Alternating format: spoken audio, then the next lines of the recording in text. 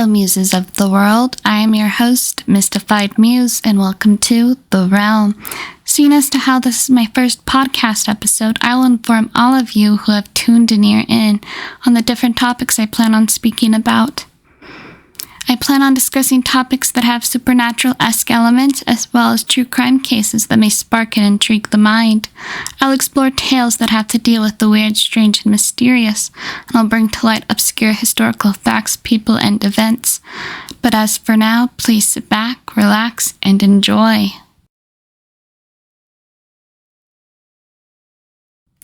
For the next few episodes, I thought it would be a good idea to go through some of my old favorite internet creepypasta stories from my childhood, especially with Halloween coming up so soon.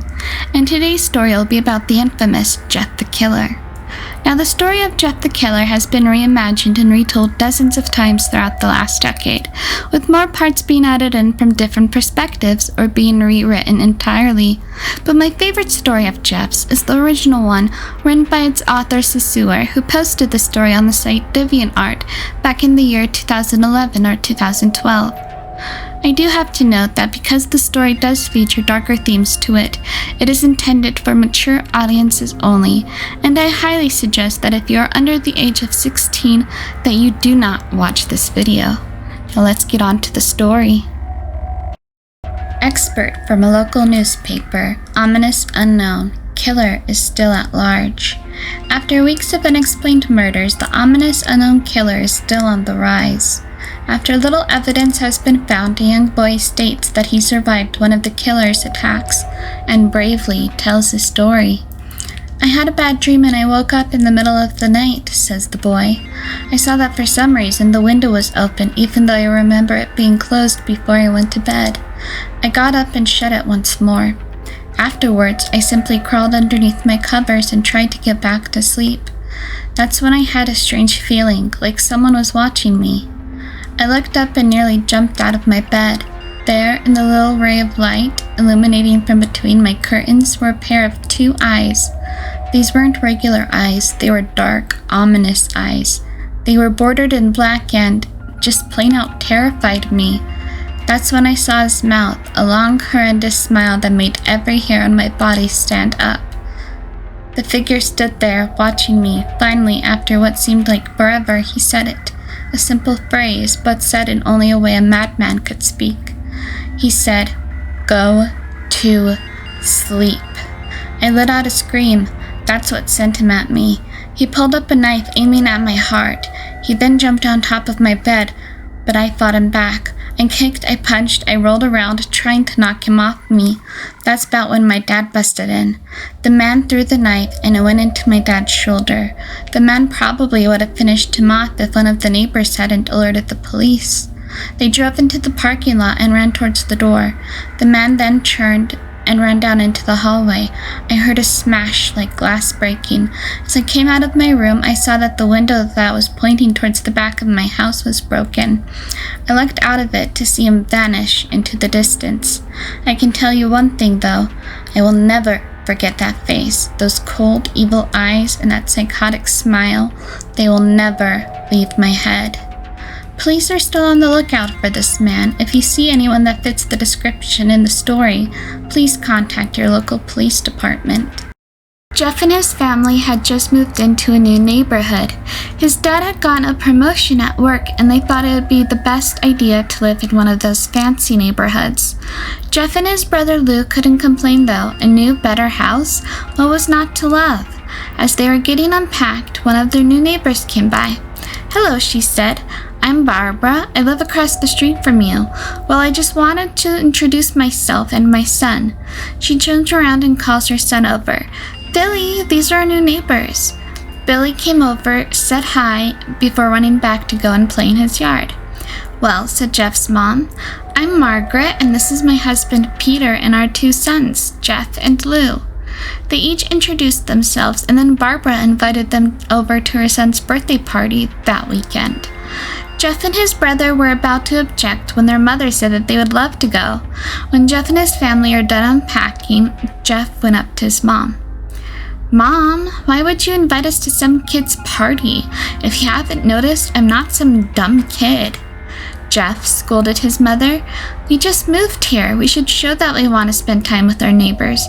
Now we're going to that party, and that's final." Jeff started to talk, but stopped himself, knowing that he couldn't do anything. Whenever his mom said something, it was final. He walked up to his room and then plopped down onto his bed. He sat there looking at his ceiling when suddenly he got a weird feeling. Not so much a pain, but a weird feeling. He heard his mother call him down to get his stuff, and he walked downstairs to get it. The next day, Jeff walked down to get his breakfast and get ready for school. As he sat there eating his breakfast, he once again got that feeling. This time it was stronger. It gave him a slight tugging pain, but he once again dismissed it. As he and Lou finished eating, they then walked down to the bus stop. They sat there waiting for the bus, and then all of a sudden, some kid on a skateboard jumped over them only inches above their laps. They each jumped back in surprise. "Hey, what the hell?" The kid landed and turned back to them. He then kicked his skateboard up and caught it with his hands. The kid seemed to be about 12, only 1 year younger than Jeff. He wore an Aeropostale shirt and ripped blue jeans. Well, it looks like we got some new meat." Suddenly, 2 other kids appeared. One was super skinny and the other one was huge. "Well, since you're new here, I'd like to introduce ourselves. Over there is Keith." Jeff and Lou looked over at the skinny kid. He had a dopey face that you expect a sidekick to have. "And he's Troy." They looked over at the fat kid. Talk about a tub of lard. The kid looked like he hadn't exercised since he was crawling. "And I," said the first kid, "am Randy. Now for all the kids in this neighborhood, there's a small price for bus fare, if you catch my drift." Lou stood up, ready to punch the lights out of the kid's eyes, when one of his friends pulled a knife on him. "I had hoped that you would be more cooperative, but it seems we must do this the hard way." The kid then walked up to Lou and took out his wallet out of his pocket. Jeff got that feeling again. Now it was truly strong, a burning sensation. He stood up, but Lou gestured him to sit back down. Jeff ignored it and walked up to the kid. "Listen here, you little punk. Give back my bro's wallet or else." Randy put the wallet into his pocket and pulled out his own knife. "Oh, and what will you do?" Just as he finished the sentence, Jeff then punched the kid in the nose. As Randy reached for his face, Jeff then grabbed the kid's wrist and broke it. Randy screamed, and Jeff grabbed the knife from his hand. Troy and Keith rushed Jeff, but Jeff was too quick. He threw Randy to the ground. Keith lashed out at him, but Jeff ducked and stabbed him in the arm. Keith dropped his knife before he too fell to the ground screaming. Troy rushed him then, but Jeff didn't even need the knife at that point. He just punched Troy straight in the stomach, and Troy went down. As he fell, he puked all over. Luke could do nothing but look in amazement at Jeff. "Jeff, how did you..." That was all he said. They saw the bus coming and knew that they would be blamed for the whole thing, so they started running as fast as they could. As they ran, they looked back and saw the bus driver rushing over to Randy and the others. As Jeff and Lou made it to school, they didn't dare tell what happened to anyone else. All they did was sit down and listen. Lou just thought of that as his brother beating up a few kids, but Jeff knew that it was something more. It was something scary. As he got that feeling of how powerful it was, the urge to just hurt someone, he didn't like how it sounded, but he couldn't help but feel happy with how he felt. He felt that strange feeling slowly go away and then stay away for the entire day of school, even as he walked home due to the whole thing near the bus stop and how he probably would never be taking the bus anymore. He felt happy. When he got home, his parents asked him how his day was, and he said in a somewhat ominous voice, "It was a wonderful day." The next morning, he heard a knock at his front door. He walked down to find 2 police officers at his door and his mother looking back at him with an angry look. "Jeff, these officers tell me that you attacked 3 kids, that it wasn't regular fighting, and that they were stabbed." "Stabbed, son?" Jeff's gaze fell to the floor, showing his mother that it was true. "Mom," Jeff said sullenly, "they were the ones who pulled the knives on me and Lou." "Son," said one of the cops gruffly, "we found 3 kids, 2 stabbed, 1 having a bruise on his stomach, and we have witnesses proving that you fled the scene. Now, what does that tell us?" Jeff knew it was no use. He could say him and Lou had been attacked, but then there was no proof it was not them who attacked first. They couldn't say that they weren't fleeing because, truth be told, they were. So Jeff couldn't defend himself or Lou. "Son, call down your brother." Jeff couldn't do it since it was him who beat up all those kids. "Sir, it was me. I was the one who beat up the kids. Lou tried to hold me back, but he couldn't stop me." The cop looked at his partner and they both nodded. "Well, kid, looks like a year in juvie." "Wait," says Lou. They all looked up to see him holding a knife. The officers pulled their guns and locked them on Lou. "It was me. I beat up those little punks. Have the marks to prove it." He lifted up his sleeves to reveal cuts and bruises as if he was in a struggle. "Son, just put down the knife," said the officer. Lou held up the knife and dropped it to the ground. He put his hands up and walked over to the cops. "No, Lou, it was me. I did it." Jeff now had tears running down his face. Poor bro, trying to take away the blame for what I did. "Well, take me away, officers." The police then led Lou out to the patrol car. "Lou, tell them it was me. Tell them. I was the one who beat up those kids." Jeff's mother put her hands on his shoulders. "Jeff, please, you don't have to lie. We know it's Lou. You can stop." Jeff watched hopelessly as the cop car speeds off with Lou inside. A few minutes later, Jeff's dad pulled into the driveway, seeing Jeff's hard face and knowing something was wrong. Son, what is it?" Jeff couldn't answer. His vocal cords were strained from crying. Instead, Jeff's mother walked his father inside to break the bad news to him as Jeff wept in the driveway. After an hour or so, Jeff walked back into the house, seeing that his parents were both shocked, sad, and disappointed. He couldn't look at them. He couldn't see how they thought of Lou when it was really his fault. He just went to sleep, trying to get the whole thing off his mind. 2 days went by with no word from Lou at JDC. No friends to hang out with, nothing but sadness and guilt. That is, until Saturday, when Jeff woke up by his mother with a happy, sunshiny face. "Jeff, it's the day," she said as she opened up the curtains to let in light flood into his room. What's today?" asked Jeff groggily as he stirs awake.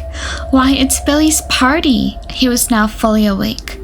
"Mom, you're joking, right? You don't expect me to go to some kid's party after?" There was a long pause. "Jeff, we both know what happened. I think this party could be the thing that brightens up these past few days. Now, get dressed." Jeff's mother walked out of his room and back downstairs to get ready herself. He fought himself to get up. He picked out a random shirt and a pair of jeans before walking downstairs himself. He saw his mother and father all dressed up, his mother in a dress and his father in a suit. He thought why they would even wear such fancy clothes to a stupid kid's party. "Son, is that all you're gonna wear?" snipped Jeff's mom. "Better than wearing too much," he snapped. His mother pushed down the feeling to yell at him and hid it with a smile. "Now, Jeff, we may be overdressed, but this is how you go if you want to make a good impression," said his father. Jeff grunted and went back up to his room. "I don't have any fancy clothes," he yelled down the stairs, frustrated. "Just pick out something," called his mother. He looked around his closet for what he would call fancy. He found a pair of black dress pants he had for special occasions and an undershirt. He couldn't find a shirt to go with it, though. He looked around and found only striped and patterned shirts, none of which would go with dress pants. Finally, he found a white hoodie and put it on. "You're wearing that?" they both exclaimed. His mother looked at her watch. "Oh, no time to change. Let's just go," she said as she herded Jeff and his father out the door. They then crossed over the street to Barbara's and Billy's house. They knocked on the door, and at it appeared Barbara, just like his parents, was way overdressed. As they walked inside, all Jeff could see were adults, no kids.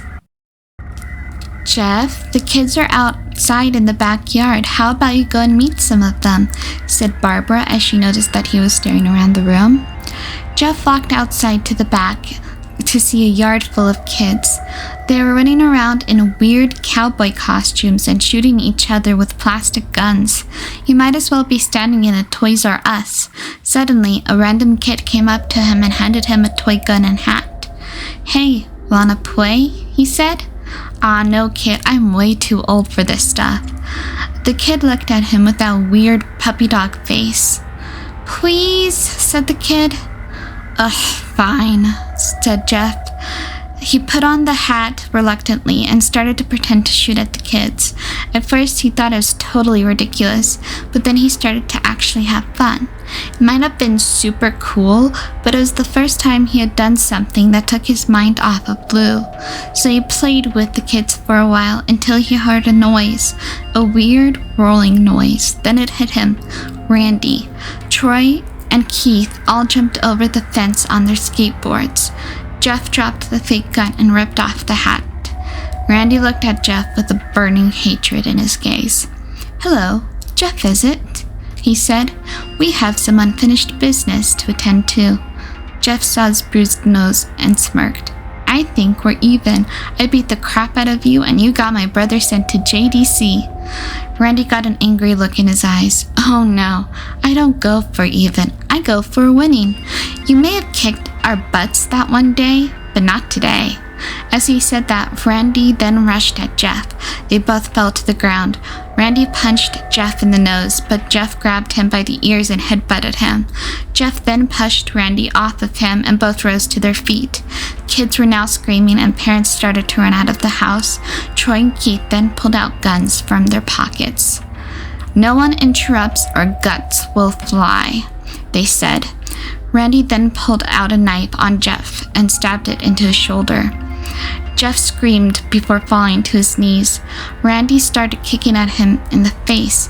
After 3 kicks, Jeff grabbed his foot and twisted it, causing Randy to fall to the ground. Jeff then stood up before walking towards the back door.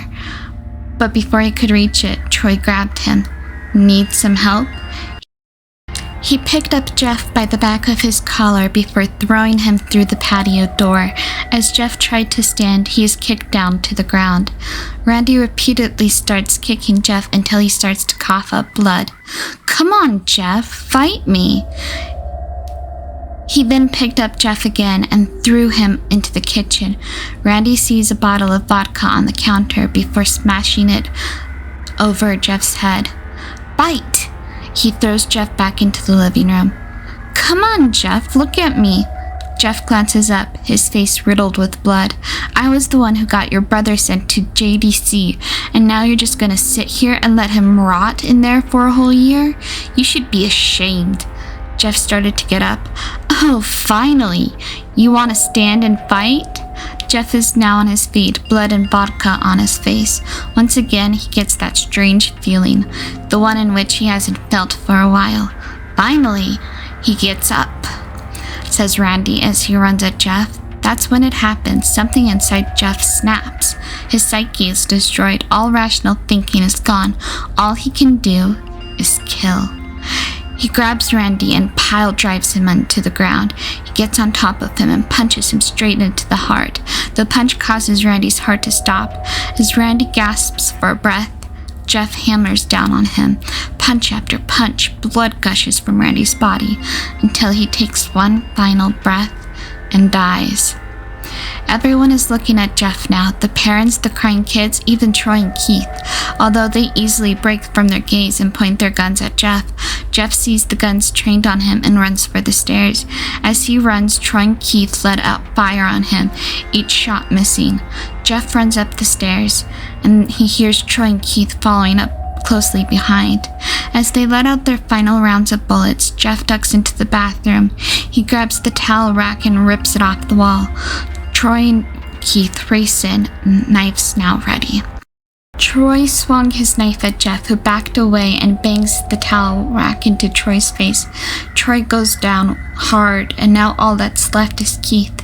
He is more agile than Troy though, and ducks when Jeff swings the towel rack. He dropped the knife and grabbed Jeff by the neck.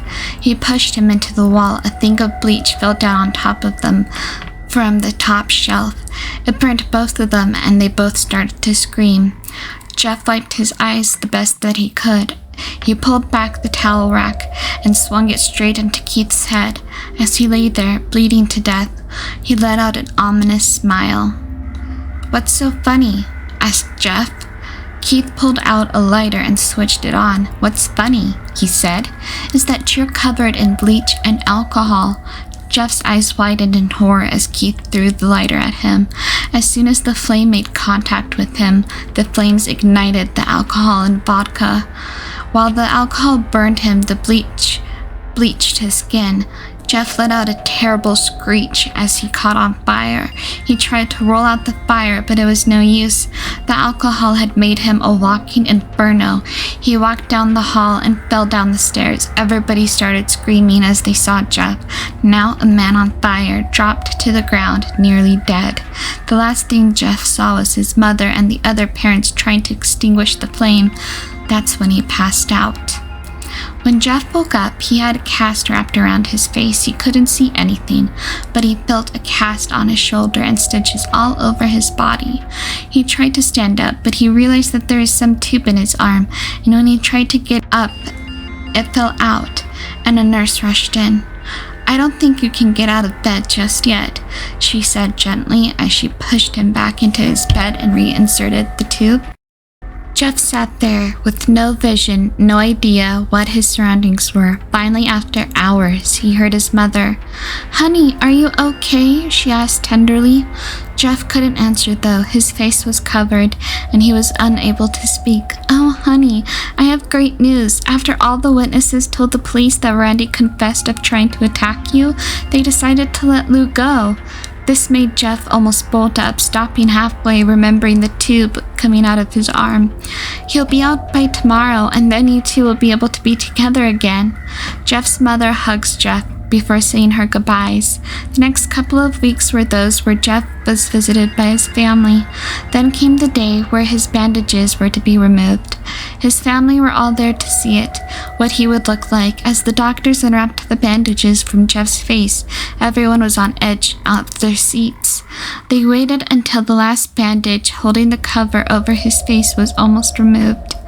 "Let's hope for the best," said the doctor. He quickly pulled the cloth, letting the rest fall from Jeff's face. Jeff's mother screamed at the sight of his face, while Lou and his dad stared awestruck. What happened to my face?" Jeff said. He rushed out of bed and into the bathroom. He looked into the mirror and saw the cause of distress. His face, it was horrible. His lips were burnt to a deep shade of red, and his face was turned into a pure white color, while his hair singed from brown to black. He slowly put his hand to his face. It had sort of a leathery feel to it now. He looked back at his family through the doorway before looking back at the mirror. "Jeff," said Lou, "it's not that bad." "Not that bad?" said Jeff. "It's perfect." His family were equally a bit of surprised. Jeff started laughing uncontrollably. His parents noticed that his left eye and hand were twitching. Jeff, are you okay?" "Okay? I've never felt more happy." "Look at me. This face goes perfectly with me." He couldn't stop laughing. He stroked his face, feeling it, looking at it in the mirror. What caused this? Well, you may recall that when Jeff was fighting Randy, something in his mind, his sanity, snapped. Now he was left as a crazy killing machine. That is, his parents didn't know. "Doctor," said Jeff's mom carefully, "is my son all right, in the head?" "Oh, yes," the doctor said. "This behavior is typical for patients that have taken very large amounts of painkillers. If his behavior doesn't change in a few weeks, bring him back here and we'll give him a psychological test." "Oh, thank you, doctor." Jeff's mother went over to Jeff. "Jeff, sweetie, it's time to go." Jeff looks away from the mirror, his face still formed into a crazy smile. "Okay, Mommy." His mother took him by the shoulder and took him to go get his clothes. "This is what came in," said the lady at the desk. Jeff's mom looked down to see the hoodie and black dress pants that her son wore. Now they were clean of blood and now stitched together.